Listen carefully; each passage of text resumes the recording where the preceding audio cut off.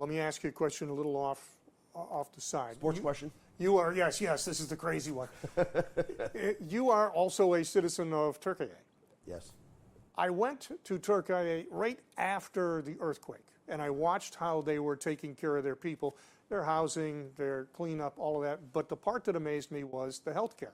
What they were doing in this tragic situation was absolutely amazing, how well they were handling it. And so it made me think in terms of, we often talk about healthcare in the United States as though it's in its own little bubble.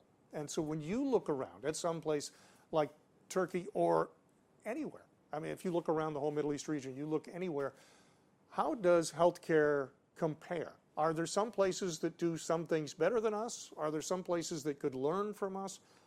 On a world scale, how does all that work? So my show was in 118 countries. So I travel a lot for many, many years to just do the show, but also to learn about how health is practiced, not just health care, but how do people stay healthy in these countries. And I found a few things to be currently true. Countries that have been left behind in healthcare often were able to leapfrog us because they didn't have legacy systems. It's sort of like cell phones. In countries like Turkey, as an example, when I was a kid, you had to buy your phone number. There weren't enough phone lines. When cell phones became available, it leapfrogged that. Everyone got one and began using them, and using them in ways that in America we weren't using them because we didn't need cell phones, we had landlines. So in countries, for example, like Turkey, it's called e-nabız, it's an electronic pulse.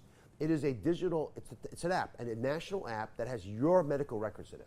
Your personal numbers are all in that app. So when you go to a hospital, you can show them on your phone the app. Most people have smartphones now. 91% of Medicaid patients, the vulnerable populations, have smartphones.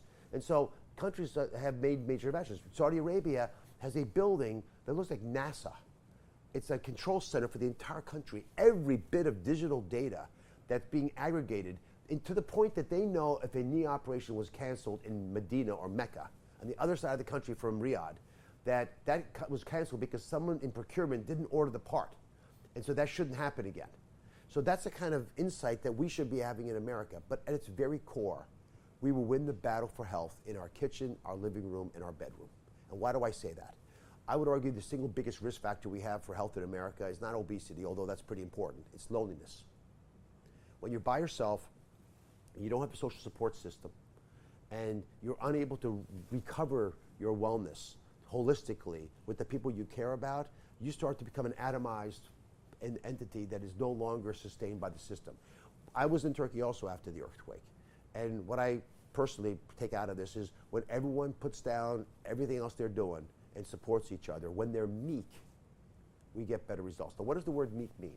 When I was a kid, when we were kids, you probably read the Bible, the meek shall inherit the earth. I don't know about you, but I kept saying, why would God want the weak people to inherit the earth? Because I simplistically thought that's what meek meant. Meek means I've got a sword, it's sharp, and I could use it. I could really hurt you. But I'm going to electively sheathe my sword, put it away, because I know we've got bigger fish to fry. We've got bigger issues to deal with together. If we all sheathe our swords, if we're all meek together, we can get ahead.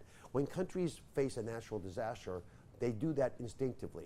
This is a crisis right now in America. Healthcare expenses are increasing 9% a year. That's 3 to 4% faster than the economy. We're becoming a massive, massive healthcare system with a small little country attached. We have got to get our arms around this.